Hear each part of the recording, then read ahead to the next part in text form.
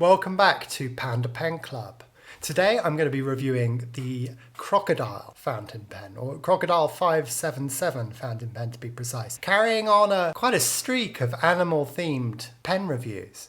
We had the Jinhao 993 Shark. We had the Kaigaloo, aka Kangaroo 336, 316. And then earlier, at least I suppose sometime in the last month, we had the Fuli Wen Snake Pen.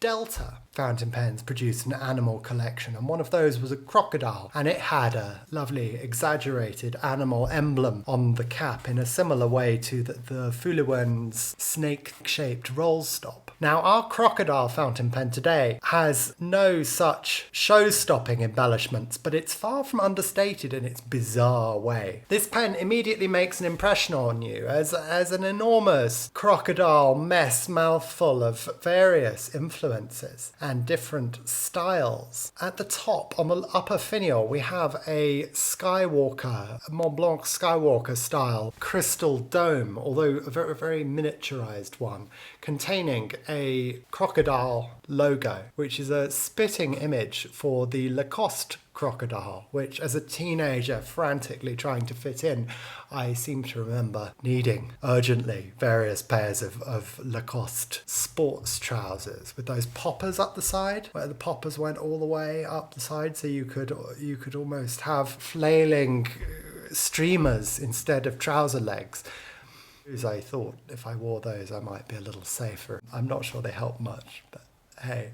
And here it is again, popping up again, as it were, our crocodile logo. The Crocodile Fountain Pen Company is based in Shanghai and has nothing to do with Lacoste, but they're really going for it with the various different crocodile logo designs. We have another big crocodile face on the upper end of the clip. The clip itself is arguably something of an alligatorish snout. If you look at it in profile, perhaps, and you can see its duckbill-shaped lines with the little nobule on the top there, providing God knows what utility, but some sort of utility, I'm sure. And as I mentioned, we have our crocodile bearing down on you, looming down from the clip. We have another crocodile on the body of the pen, along with a rather magnificent Asia Crocodile Shanghai 577 logo with a grinning crocodile peering up at it rather dangerously. It looks almost like a crocodile fossil or skeleton that's been wired together in a museum. And this brass section on the shaft has something of the sepia-tinged photograph about it. It looks like old postcards, which is appropriate because this model, the 577, is out of print, and it was circa 2000, although there seem to be plenty of as-new versions available in various places online today. I paid 24.8 RMB for this pen, which works out at £2.83 or $3.51. A snip or a snap or a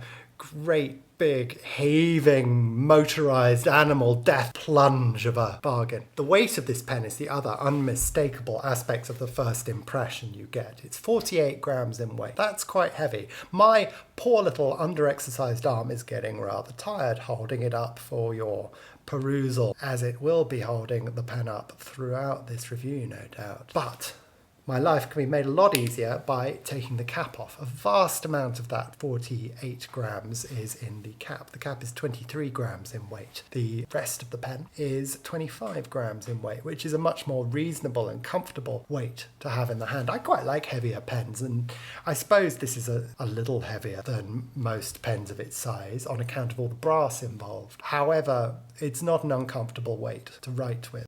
The overall shape is defined by our onion dome on the top here, or our Mont Blanc Skywalker-esque crystal nodule on the top.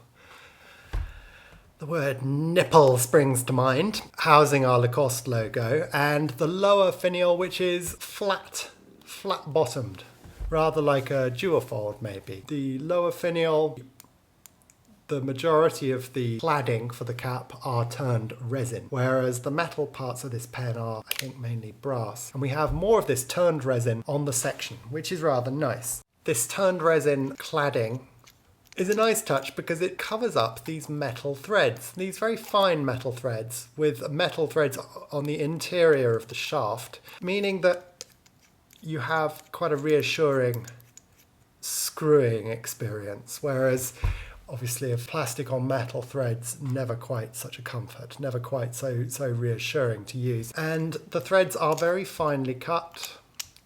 There's a bit of squeaking and a bit of, there you see I've cross-threaded them. There's a bit of potential for that, but only if you're being really slapdash about it. Other materials involved in this pen: the plastic feed, the two-tone steel nib, I would say it's most likely steel, and the crystal. The rest of this pen appears to be constructed from brass and turned resin.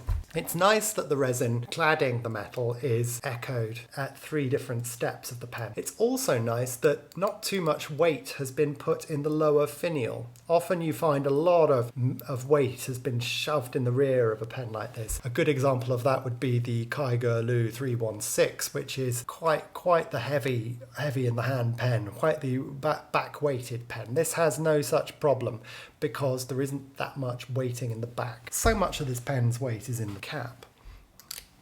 Clippability. You have this lovely crocodile, alligator snout, platypus bill clip, which means it's very easy to put on, and it, as befits its namesake, it holds on with a degree of tenacity. You can see it's clinging onto my shirt there because we have a little hollow tooth, so to speak, there, which adds a bit more friction and hold. Yeah, this is very good as a clip, and I think it would pass the upside down test. The way the logo theme is echoed on the clip is quite fun. I've seen much gaudier clips produced by Crocodile, but they're hardly at all different from this one, which is the Jinhao 1200 Bling. Crocodile makes something very similar to this with a, well, I suppose they're calling it a crocodile rather than a dragon.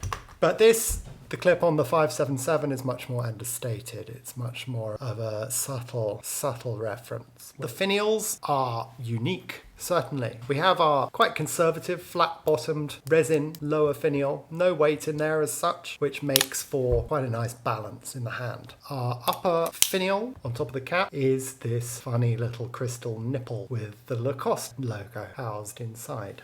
I rather like it. The cap, otherwise, the only things to mention are things I've already mentioned. The weight, 23 grams, almost 50% of the weight of this pen, and the turned resin covering on the brass, interesting clip, and crystal nipple.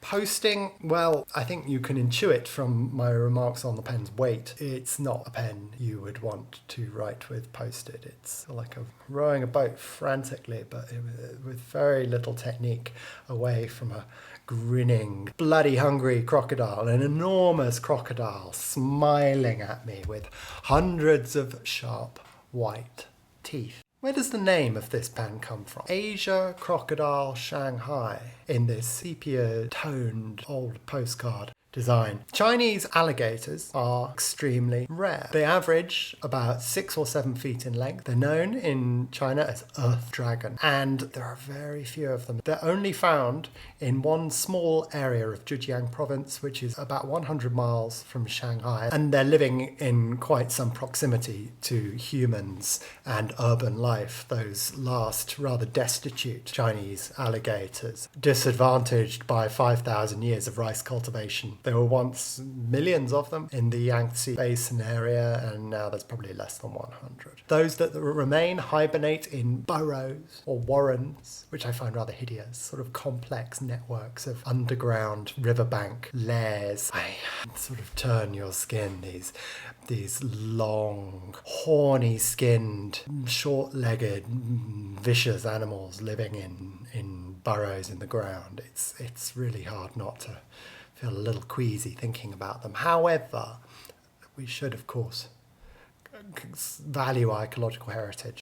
Not sure if a brass fountain pen does a great deal towards helping us value that. The Asia Crocodile Shanghai 577. Balance, lovely. Section great because it's resin, so the temperature is quite nice. It's slippery, but there's a bit of grip on it somehow. Less of a kind of slithery experience that you get with metal. The steps are quite elegantly done, although this edge here is quite sharp. The graduation up to the shaft is quite gentle and looks rather attractive, and you have a little step here at the base of the section to stop your fingers from going forwards. It fills with a really nice cartridge converter, which I found instantaneous suction, very satisfying, very easy to use. I almost felt like the lower finial might screw off, so you could operate the converter without having to unscrew the section like you do on a Leonardo Momento Zero, for example, but no such luck. Fills very nicely, and the writing experience is next in our writing sample. Crocodile. 577. And I've misspelt crocodile, isn't that spectacular? Crocodile. That's how you spell it, isn't it? The length of the pen capped is a 141.8 millimeters. And listen to that snap on the friction fit cap. Quite hefty. Uncapped, the length is 123.5 millimeters. And it sits in the hand in a very balanced way. The nib is 0.58 millimeters in length. I'm writing with a pen BBS black ink, and I'm writing on Muji A5 flat open pad. God, I love them. God, they're lovely. But anyway, onto the nib. I really enjoy this nib. It's a lovely wet line, look at that. And that reminds me, it's not pen BBS black ink, it's Sailor Black Blue. Now I remember. And this pen writes really wet. Lovely panda. Six. Jinxed zebra. You can see that lovely sheen on the words there. For quick game of I don't know if you can hear that slight bite, just slight, but in general just extremely smooth. Smooth to the point of being borderline squeaky, if you can even conceive of what I mean by that. You've got a bit of a bite and then a little squeak from the poor little animal that's been enclosed in these jaws. God, I must stop getting so carried away with the animal comparisons. We can see another lovely crocodile emblem on the nib with no other marks that I can make out on this two-tone nib, just a little bit of scroll work enclosing the silver coloured tones. Smooth, slight bite, slight sort of scratchy, catchy resistance, which I don't have a problem with. Some people might smooth that out, but generally it's really velvety and luscious and enjoyable to use. I can never spell that word luscious, but God, you know what I mean. I mean, yeah. It's a thick line. It's marginally thicker than a Sailor MF, between 0.5 and 0.6, and I think an MF is an MF 0.45. So that's hardly surprising. It's a really enjoyable pen to write with, and I find myself going for it quite regularly. I reach for this pen in a way that I perhaps don't with maybe an example of a pen that I quite liked but don't reach for very often would be it's actually quite hard. I do seem to, every pen I quite like, I end up using endlessly. Yeah, I highly recommend this pen. If you find the design quirky and eccentric rather than repellent and grotesquely ugly, then go for it, because it's a really nice writer, really well priced, really pleasant in the hand, and highly recommend it. If you enjoyed this video, please don't forget to like, comment and subscribe to PandaPenClub on YouTube. And thank you sincerely for watching. See you next time.